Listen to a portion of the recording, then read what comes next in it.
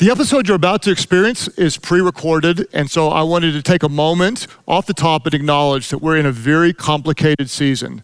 We have the ongoing COVID-19 crisis that impacts all of us, and we have the ever-growing awareness of the ongoing racial injustices in the world. So we know that leadership is always important, but it's even more important now than ever before. Let's go to this month's episode of the Craig Groeschel Leadership Podcast. If you're new with us, I want to welcome you and kind of tell you what we do. We drop a new teaching on the first Thursday of each month. What we're going to do in this episode is a little bit different, and I want to tell you about it.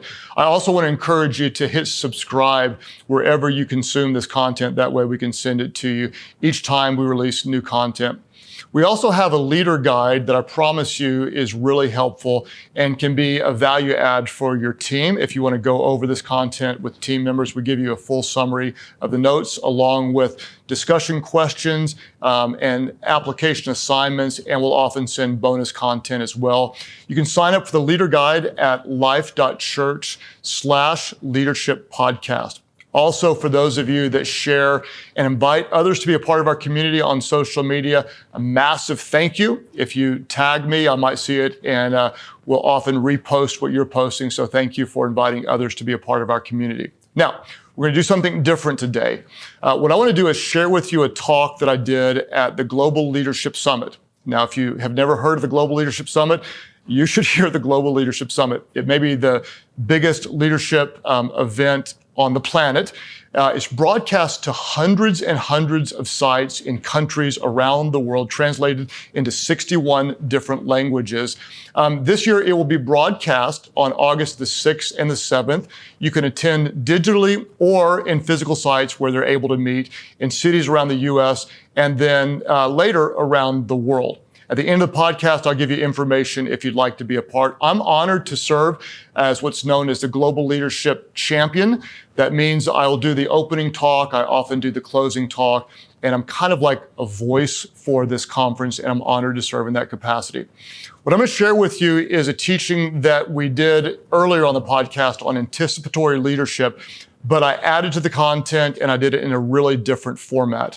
This was broadcast 2 years ago from the Global Leadership Summit. It is on anticipatory leadership. It was done obviously pre-COVID-19, but in the middle of all that we're enduring, now is a good time to ask, what do you think's coming? How do we anticipate? How do we lead toward the future? I'll take you now to anticipatory leadership. This is the Craig Groeschel Leadership Podcast.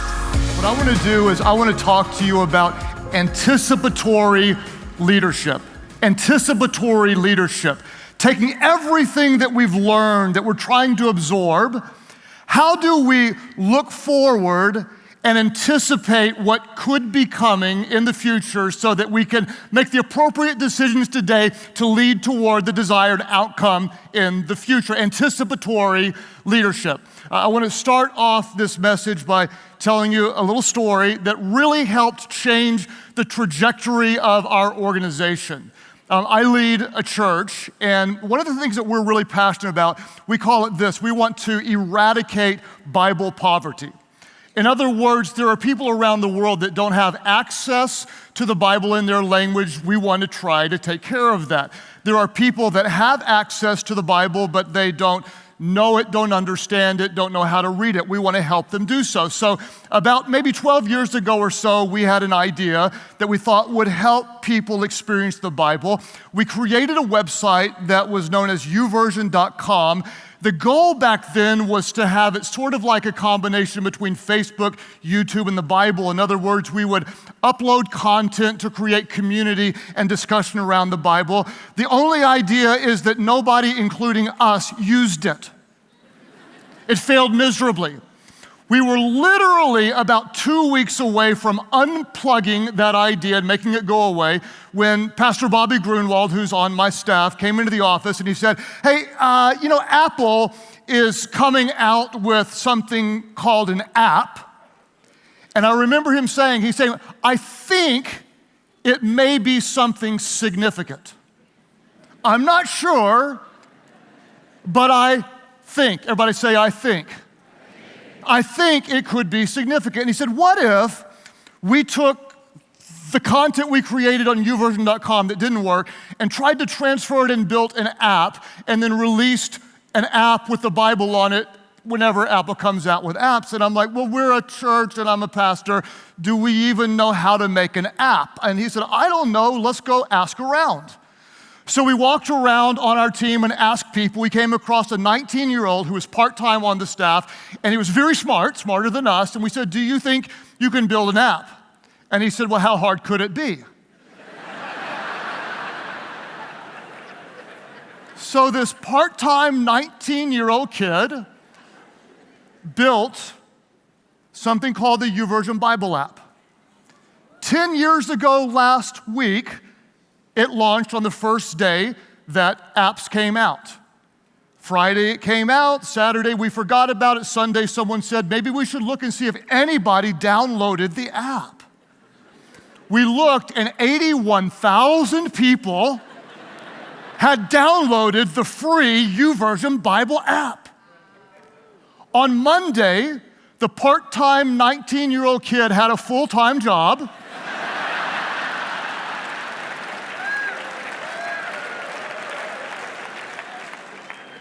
And 10 years later, over 1/3 of 1 billion people have downloaded the free YouVersion Bible app.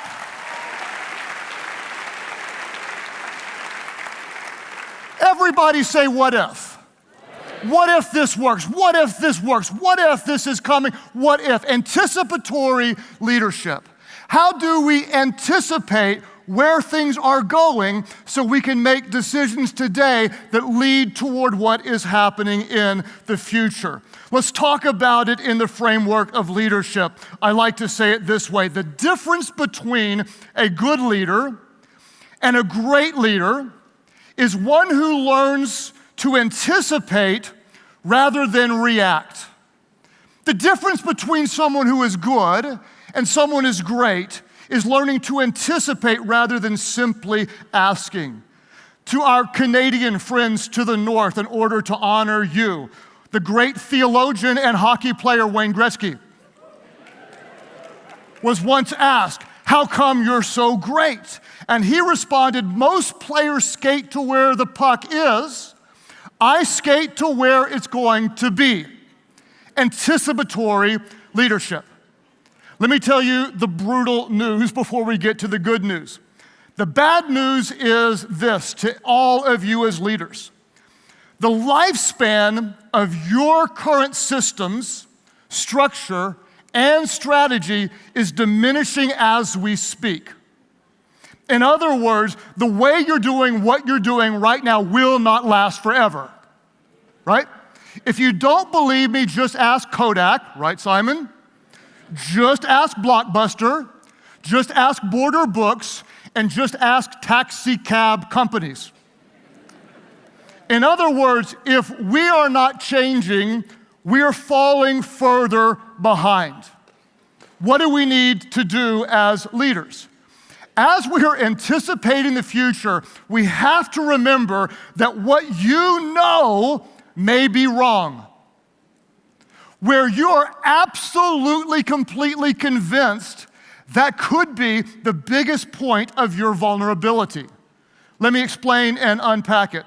The church that I lead is called Life.Church, and we were honored to be on the front end of creating a massive, game-changing, innovative breakthrough about what is possible through a church. We weren't the only one, but we were one of a few that kind of led through. For centuries around the world, pastors essentially could do ministry through one local church in one local community. But because of technology now, we're able to do ministry at multiple sites. And so if you imagine the landscape of what is possible has completely changed.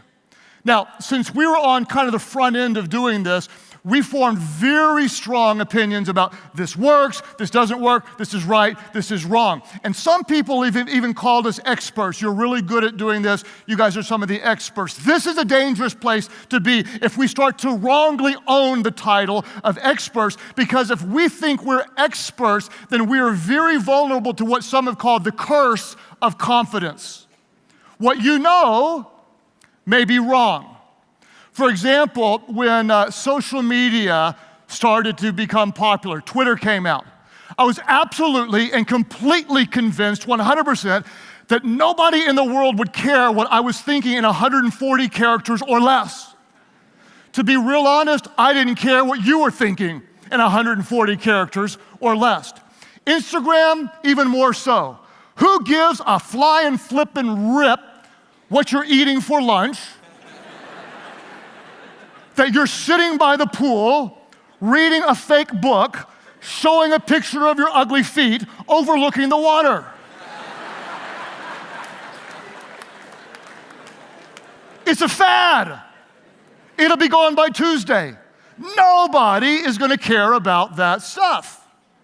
I was sure of it, completely sure. And therefore, I am significantly behind in social media influence. At Craig Groeschel is where you can find me if you'd like to help me catch up, because I was incredibly sure that no one would really care. The curse of confidence. When we're completely sure we're vulnerable, let me give you 3 ways that we're vulnerable when we're overly confident. Those who are overly confident about the future, they find it difficult to receive feedback. I mean, we already know it all anyway, so why am I going to listen to your idea? I'm so sure I'm right. The second thing is, those who are overly confident, we find ourselves answering more questions than we're asking. If I become the expert, I'm always answering your questions. I stop asking any questions, and when I stop asking questions, I stop growing in my abilities and in my knowledge. And number 3, when we're overly confident, we assume too much and we stop innovating.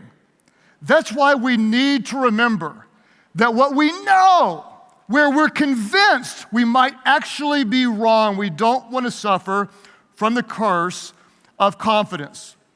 Let's talk about how we learn very practically as leaders to anticipate the future. I'm going to give you what I call the 3 Ds of anticipatory leadership. The first one is develop. Everybody say develop. The second one is discern. Everybody say discern.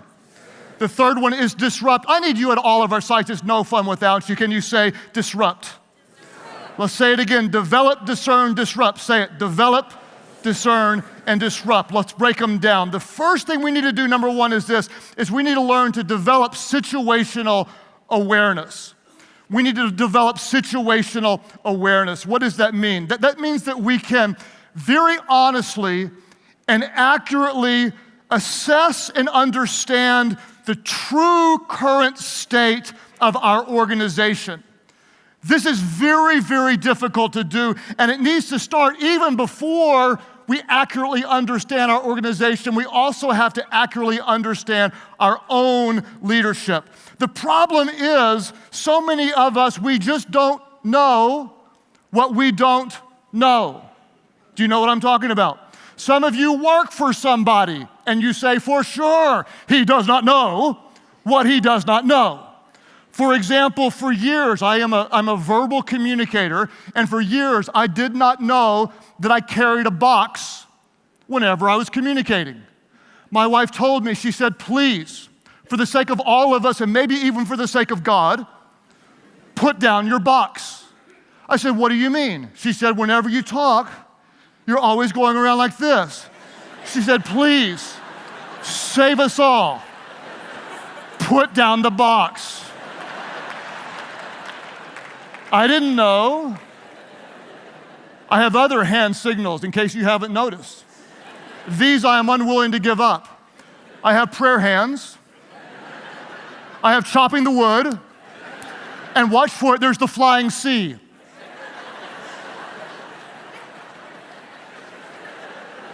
Don't miss it. The C could be coming.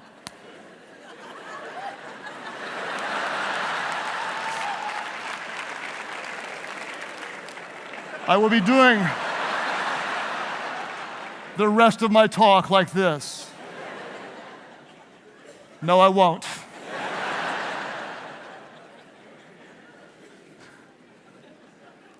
Self-awareness is incredibly difficult. Organizational awareness is tough to come by. I love, if you haven't studied something known as the Dunning-Kruger effect, I would highly recommend that you Google and read about what Dunning-Kruger writes about. Essentially, this study shows that people have difficulty recognizing their own incompetence.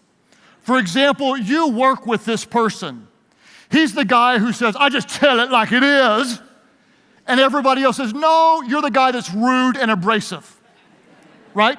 It's the lady who says, I'm just laid back. I'm easygoing. Everybody else like, no, you're a lazy bum. I'm a good leader. I'm a strong leader. I'm a hands-on leader. No, you are a control freak and you drive us crazy. Who knows somebody I'm talking about like that? Raise your hand. Raise them up. Do not point. Do not point. Do not point.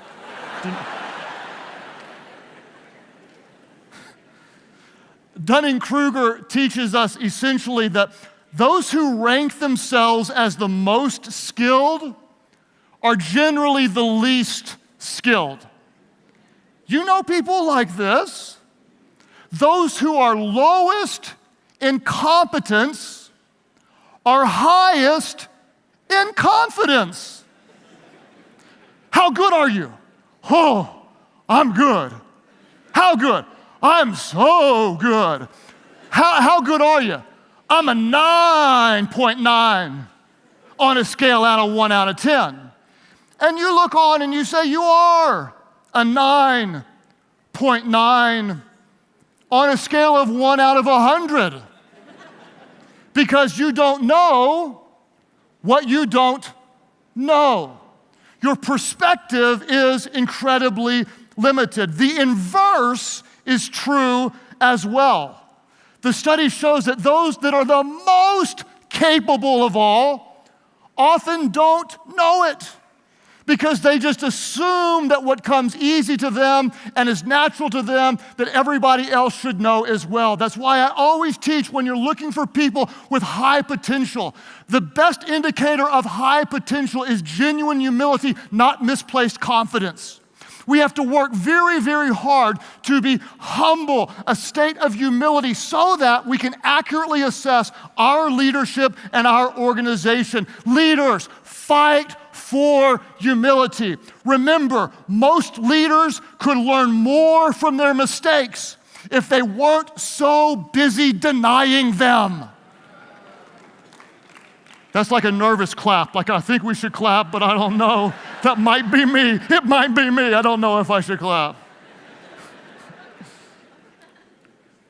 Organizationally, look honestly and have the integrity to tell the truth. Because there ain't nobody that lies better than leaders. How are things going? Great. How are things? Amazing. How are things? Never been better. Okay. What do? Look at everything. Business leaders, look at your product lines. Look at individual stores and tell the truth as why one might be going down and not making excuses. Look at the culture and look at the health of your teams. Work hard to get true information based on your team with real, truthful feedback. Look at the state of minds of your leaders. Look at the health of your leaders. Look at the leadership pipeline, and the list could go on and on. Those of you in my world, in the church world or ministry, look at the small groups. Are they functioning? Do you have enough? Look at the front door. Are we reaching new people? Look at the back door. Are they leaving as soon as they come in? How are we assimilating people? What does the culture of generosity look like?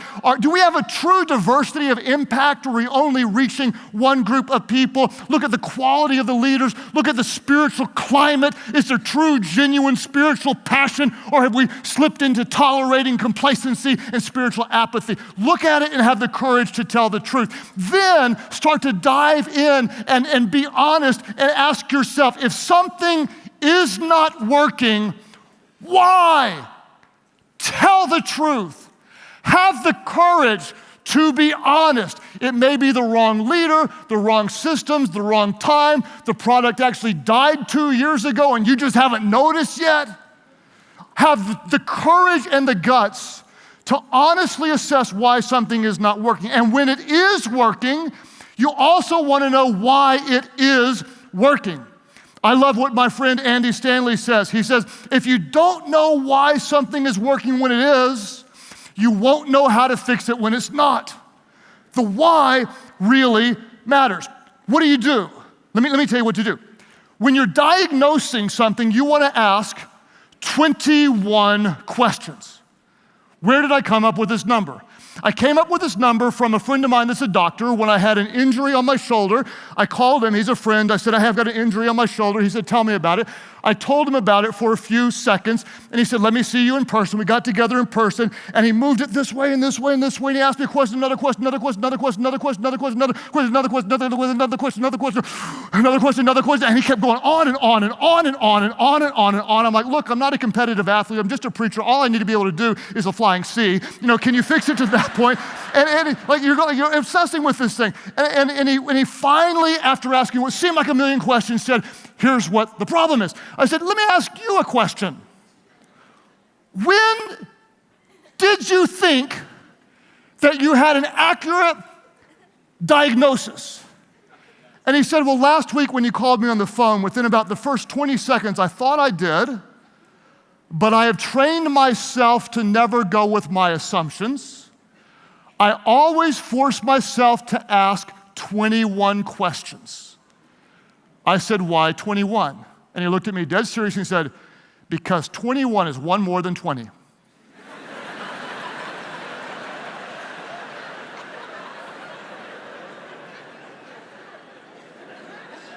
So there it is.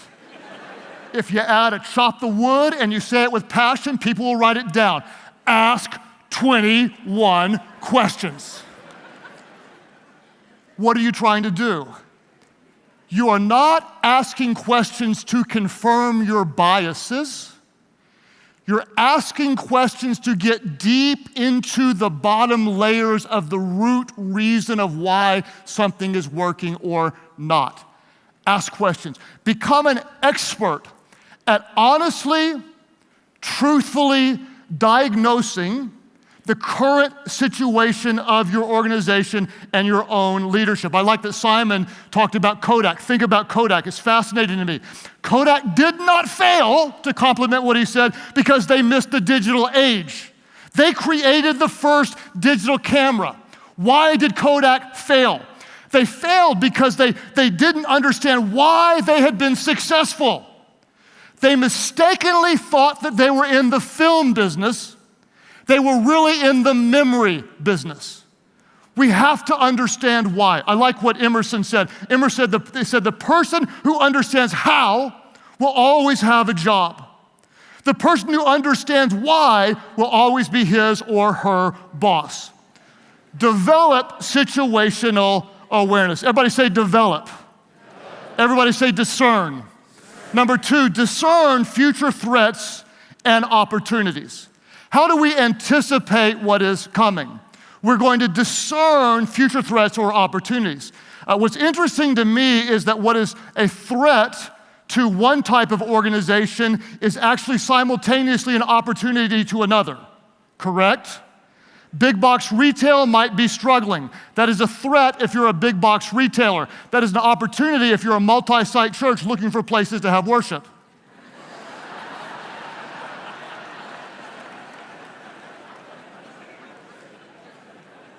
Discern threats and opportunities. This is what I want to encourage you all to do, every single one of you. Start to learn to anticipate in areas outside of your field of expertise. What you want to do is you want to develop the muscle in your brain of projecting forward. You may be dead wrong. You may get it, you may not even be close, but you want to practice by thinking in areas outside your field. And the reason why outside your field is important because it develops muscles. But secondly, then sometimes the things outside your field help connect the dots to things that will actually influence you inside your field. And you want to start creating theories. Let me give you some of mine. These are just theories. You probably, 90% of you will disagree, Probably 80% of you are right, but I'm training myself to think forward. I have a theory that the younger generation might start to reject social media, or at least change how they interact with it. Because I know so many who have what they would call not a love-hate, but more of a hate-love relationship with it. They hate comparing, they hate feeling left out, they hate posing, they hate filtering, they hate working at captions. They've already rejected Facebook, honestly, because most of you are on it. And if you're on it, it ain't cool. And one superstar can say, I no longer use Snapchat, and Snapchat can go way down. And I just happen to think there may be, I could be wrong, maybe a younger generation that says, you know what, I'm tired of living through a screen. I mean, that's so old people thing. I just may want to connect more face to face. Just a theory. I have a theory about higher education. I have a daughter in private school, and we kind of have a choice. Like, honestly, buy a nice 2-bedroom, 1-bath starter home, or go to college. Take out loans, and owe tens of thousands of dollars and perhaps work for minimum wage when you get out, or do something different. And as a person who grew up highly valuing education with a master's as well as undergraduate degree, absolutely insisting that anyone who can go to college should go to college, the cost benefit may be starting to tilt. I think it's time for reform in higher education. Let's talk about cars. I believe that within 5 years, if you can afford it, your car will drive itself. I believe it, I believe it, I believe it. For the sake of God, I hope it's true, because some of you need some help in your driving. And if that's true, what does that mean? That means in big cities, car ownership likely will decline, because why would I try to own a car for 24 hours a day when I can get a driverless Uber or whatever to drive and pick me up?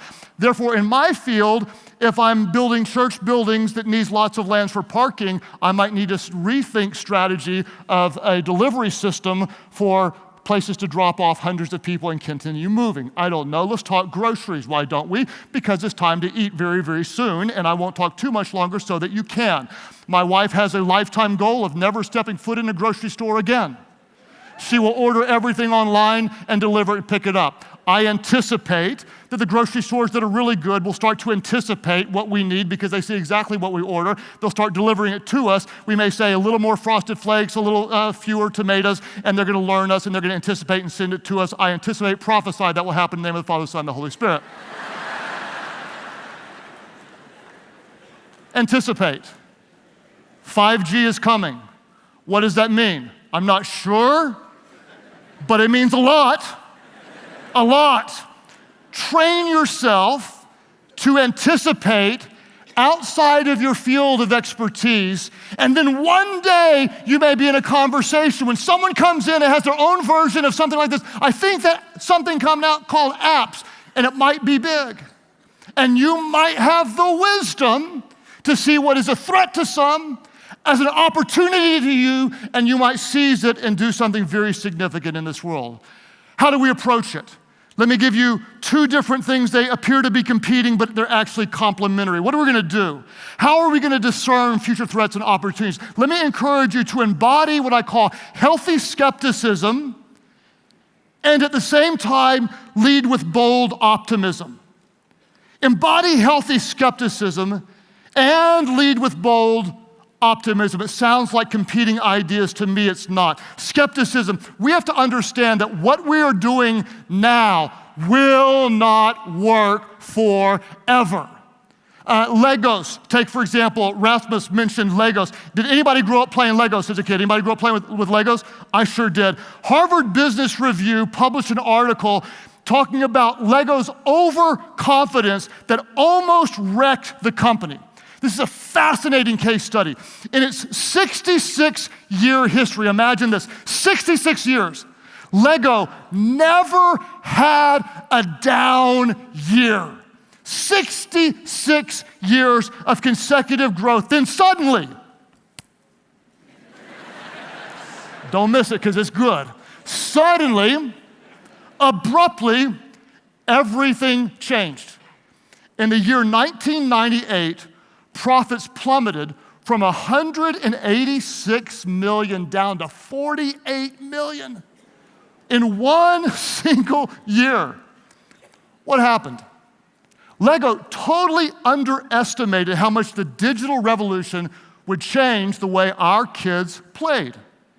Instead of playing creatively, they started playing digitally, and overnight, a 66-year run plummeted. What do we need? We need healthy skepticism. What could go wrong? All sorts of different things. We could outgrow our systems. We could outpace our leaders. The competition could come out with something that's better. The price of oil could drop, which impacted our organizations where we live. There could be a natural disaster. The housing market could collapse. You have to look all the time saying, things are changing fast. What could change? We have healthy skepticism, but at the very same time, we have bold optimism.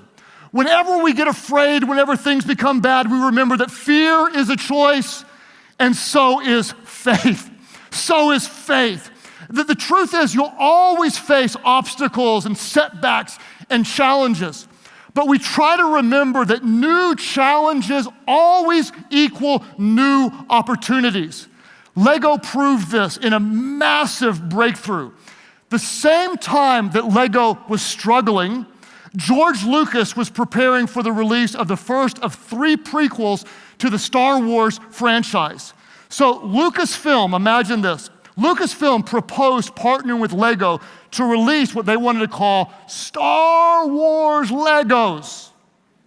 The Lego senior vice president, according to the article that I read, didn't like movies. And so he said, this will happen over my dead body. Thankfully, the grandson of the founder of Lego saw the massive opportunity and signed the deal. What happened? Not only did Star Wars Legos create a massive opportunity, but once Lego recognized and understood and appreciated the movie industry, what did Lego do? Lego created their own movies, and guess what the execs are doing now? They're walking around the office singing, "Everything is awesome!"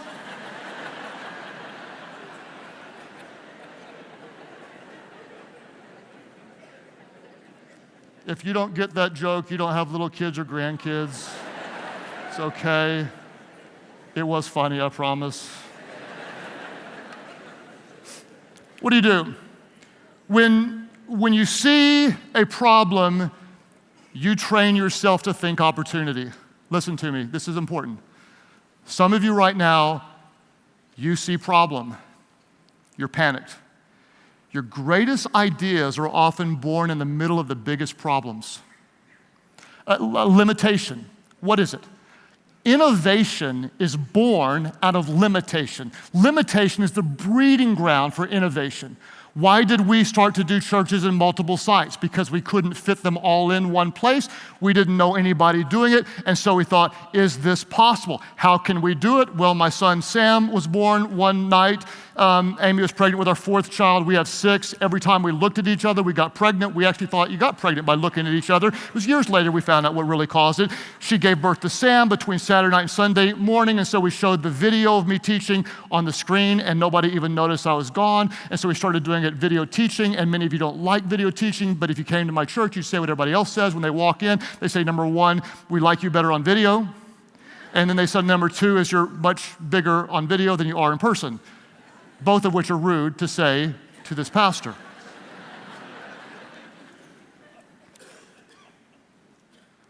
Problem, think, opportunity. I like what the Nobel Prize winning doctor said. He said, innovation is seeing what everybody else sees and thinking what nobody else thought. Everybody say develop. Come on, guys. Everybody say develop. Everybody say discern. Everybody say disrupt. Number 3, we're going to disrupt what is with what could be. We're going to disrupt what is with what could be. This is for some of you. This is your commission. Break some rules. The greatest leaders, the greatest innovators always break the rules. Think about Airbnb, the biggest hotel business that doesn't own real estate, right? Think about Uber, the transportation business that doesn't own cars. Think about the great innovators. What do Elon Musk and Steve Jobs and Sheryl Sandberg and Jeff Bezos have in common? What do they have in common? Besides they made a lot of money. Besides that, they see possibilities before others see them. That's what they do. Do you have a hunch? Do you have a theory? Do you have a burden? Is there something that disturbs you? It shouldn't be that way. Perhaps we can connect all of Africa. Perhaps we can democratize the healthcare system. Perhaps there are moms coming out of prison that don't have the ability to connect with their children, and we want to help them to do it. Is there something that you see, an ache, a concern, a dream, a vision, a burden, disrupt what is and create what could be? We have a dream to eradicate Bible poverty. We didn't sit around and say, well, we're just a church, we can't do anything about it. We created the YouVersion Bible app. What do we do from here? Let me give you 3 big questions to help you anticipate. 3 big questions. You'll want to go over these with your team members. Number 1, you want to ask yourself this. What is the true current state of your organization? Your leadership. You want to ask yourself why. Why are you successful? Why are you flat? Why are you struggling? Discern, be honest. Number 2, if you were starting now, I love this question, what are you currently doing that you would not do? Now, you ready for the follow-up? Why are you still doing it? Ask yourself. Tell the truth. Have the courage to disrupt what you're doing to do something great. Number 3, if you were starting over today, what would you attempt? Now, when are you going to attempt it? Leaders, that's what you are. You have influence and you are leaders. Don't complain and whine about what is. Create what is supposed to be. But I'm not sure. I'm not sure. Am I ready? I'm not sure. I'm not sure. Listen to me. If you wait until you're 100% sure before you try something new, you will always be too late. I need you, if you will, at every single location all over the world, would you mind standing to your feet? All locations, would you mind simply standing to your feet? I want to remind you, if this is helpful to you, do not come back alone next year. Bring your team. Bring your team. Let us get better together. Right now, at this very moment, I'm speaking to leaders in Dallas, Texas. I'm speaking to leaders in Wichita, Kansas. I'm speaking to those of you in Toledo, Ohio. I'm speaking to those of you in the UK, in India, and Vietnam. Things are changing. Good leaders react. Great leaders anticipate. Read it. Sense it. Feel it. Develop. Discern. And disrupt. Don't be afraid of what's coming in the future.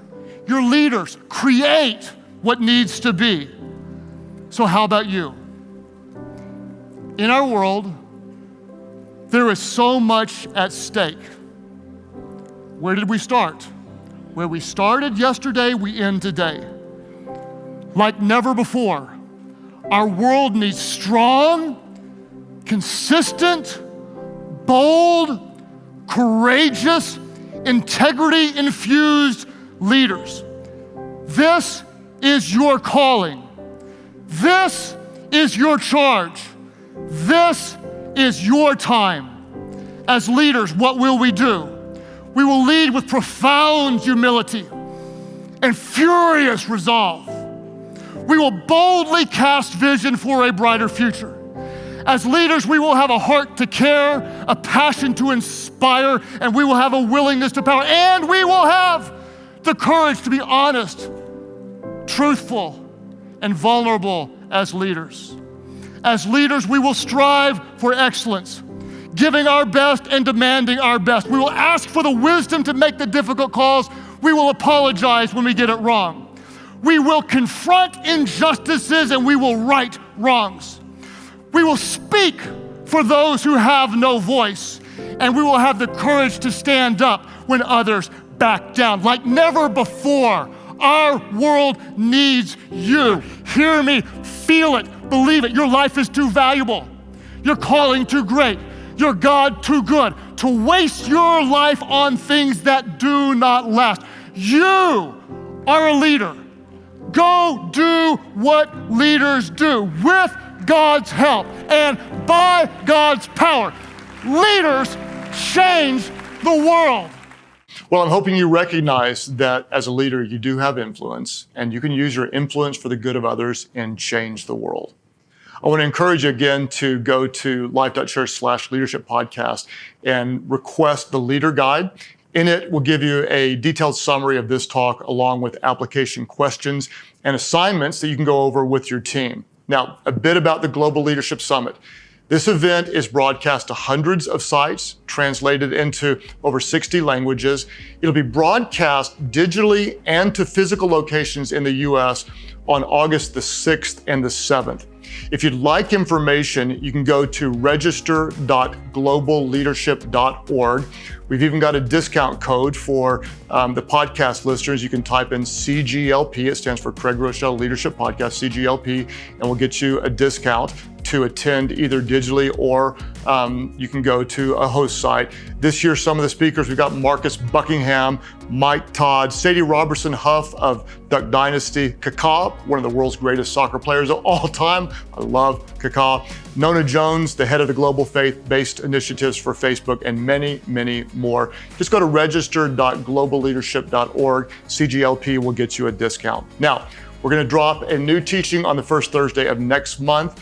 Thank you for sharing, thank you for inviting, and thank you for being a great leader. You can make a difference in this world. Don't feel so much pressure. We always do as leaders.